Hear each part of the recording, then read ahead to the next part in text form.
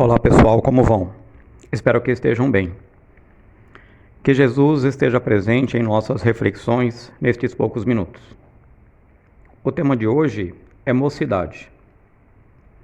Ser jovem hoje em dia é muito diferente do que era ser jovem na época dos nossos pais e avós.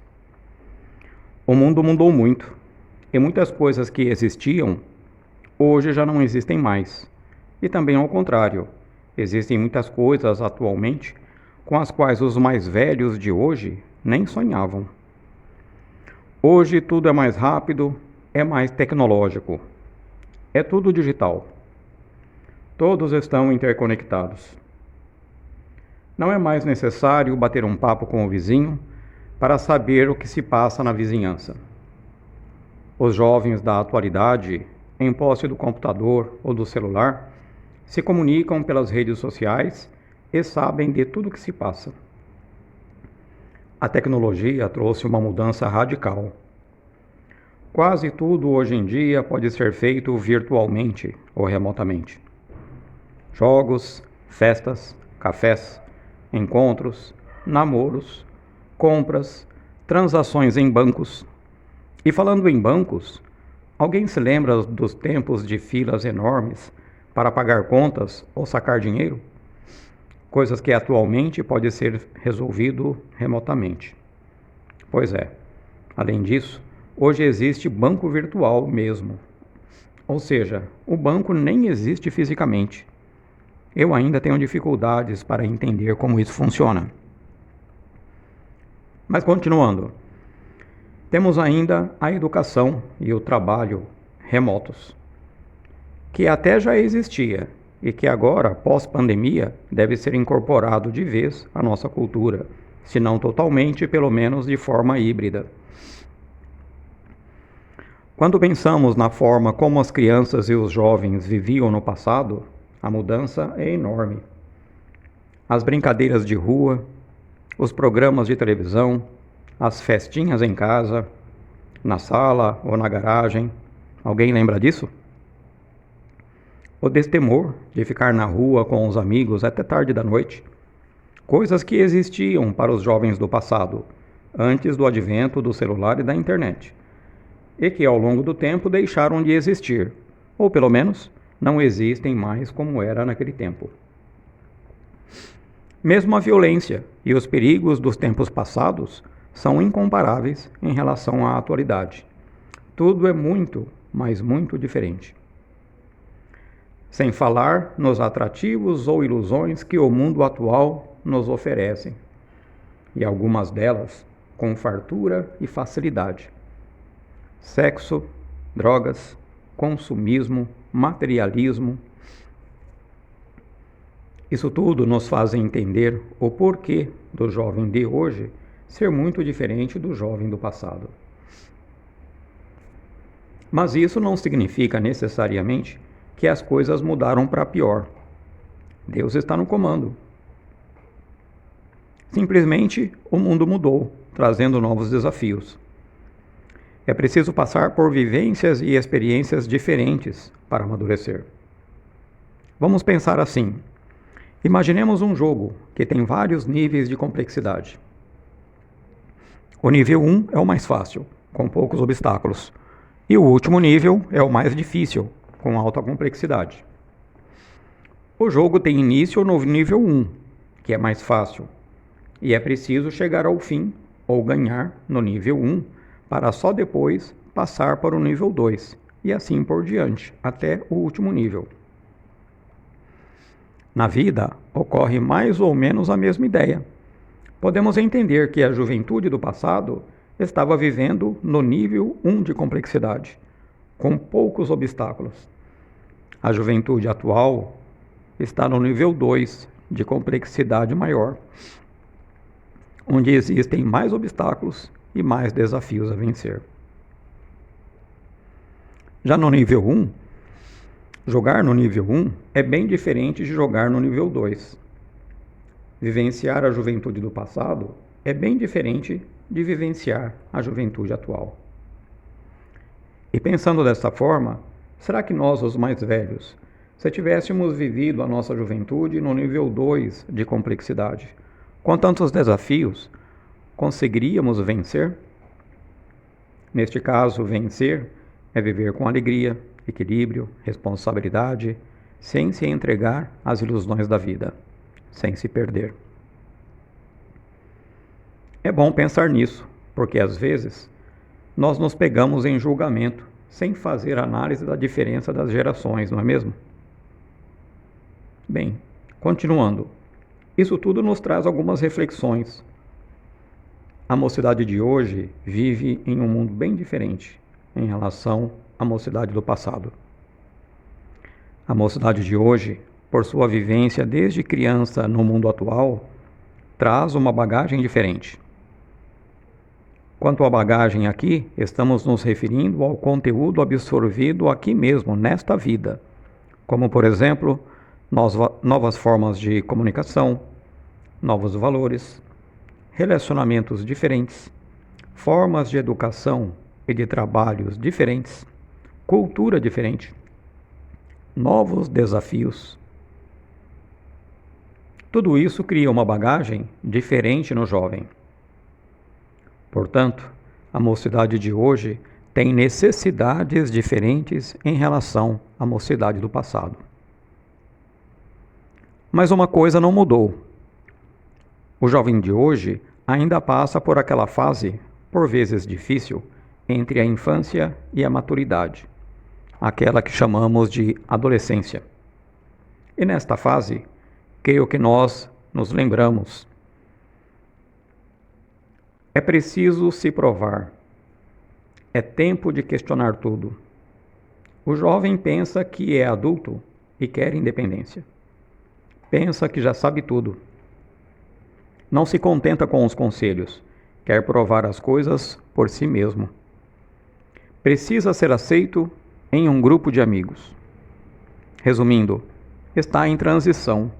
É uma fase que precisa de ajuda, ainda que não saiba disso ou não concorde com isso. Os responsáveis, diretos ou indiretos pelos jovens, devem ter visão e atitude compatíveis com a mocidade atual. Isso tudo aliado ao fato de que, atualmente, os pais precisam muitas das vezes trabalhar mais. A mulher, por vários motivos, também precisou sair para trabalhar. Ao longo do tempo, a sociedade mudou. Junto com a mudança da sociedade, a estrutura da família mudou. E, evidentemente, a mocidade foi afetada diretamente. Assim, creio que a mocidade, mais do que nunca, tem necessidade de acompanhamento e orientação. Penso que algumas atitudes podem ajudar muito. Vamos falar delas. Primeiro, conversa. Não me refiro a perguntas e respostas em determinado dia e hora. Me refiro a uma conversa, a uma aproximação com canal aberto, contínuo, com espaço e liberdade para falar sobre tudo, onde o jovem se sinta à vontade para falar tudo o que lhe acontece, desde as coisas mais banais até as mais complexas, sem medo de represálias.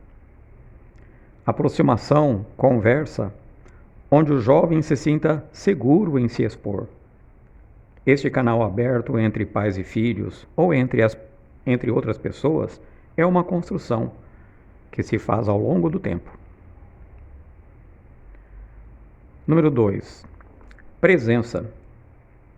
É preciso estar presente junto ao jovem, querendo e gostando de estar com ele, se interessando por ele, se interessando pelos detalhes do seu dia, por suas dúvidas, seus medos. Presença para brincar com ele, se divertir com ele. Estar presente de corpo e alma. Isso cativa, cria e fortalece laços, inspira confiança e segurança no jovem. O jovem percebe quando estamos presentes só por obrigação. Número 3. Entendimento, aceitação. É preciso entender que o jovem pode não ter as mesmas aspirações que temos.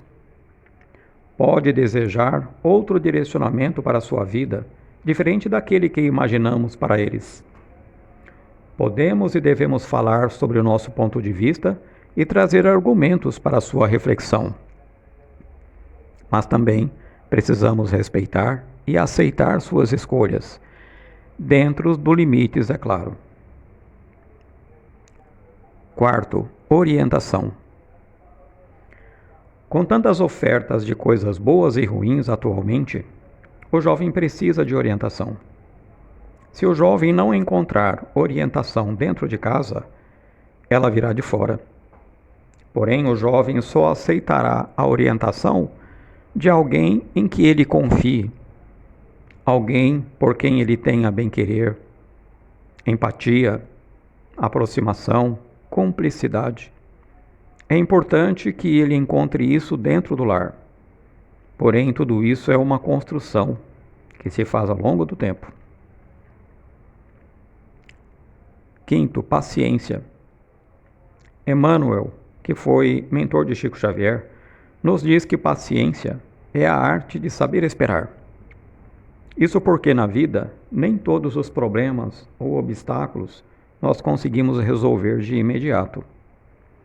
Muitas vezes é preciso se calar e esperar o momento certo para falar o que precisa ser dito. Às vezes, é preciso deixar que algumas dores ocorram e esperar o momento certo para explicar e acolher. Assim também, algumas vezes, é preciso esperar que o tempo faça a sua parte, mas sem se afastar e muito menos desistir, mas continuando a demonstrar amor e interesse, para depois abraçar e fortalecer os laços de amor. 6. Religião. Jovem gosta de jovem.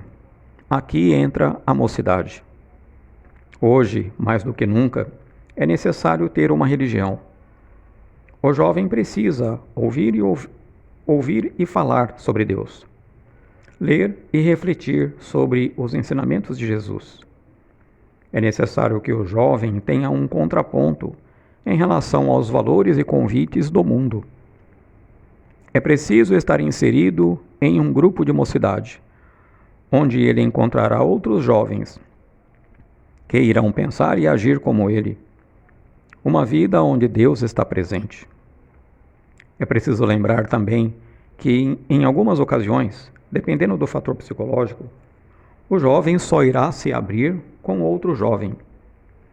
Seria muito bom que nessas ocasiões, o outro jovem, ao ouvi-lo e a dar conselhos, fosse de um grupo religioso, não é mesmo? E como sabemos, a melhor maneira de ensinar é através de ações. Portanto, os pais e responsáveis deveriam também estar inseridos dentro de uma religião. O exemplo deve vir de casa. Os jovens são o futuro da humanidade. Não nos esqueçamos que a doutrina espírita nos ensina que existe a reencarnação. Portanto, seremos jovens novamente em outra vida. O que plantarmos aqui e agora, em benefício da mocidade, colheremos nós mesmos em outra oportunidade.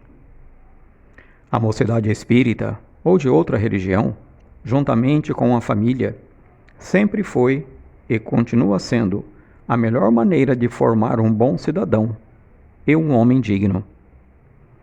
Existem sim períodos difíceis e casos específicos que necessitam de maiores cuidados. Mas não nos esqueçamos de que o amparo de Jesus nunca nos falta. Façamos a nossa parte. Vamos fazer o Evangelho no lar e convidar nossos jovens para participar. Vamos nos empenhar para que os nossos jovens participem de um grupo religioso de mocidade. Peçamos, nas nossas orações, a ajuda do nosso anjo de guarda e confiemos em Deus. Muito obrigado e boa semana a todos.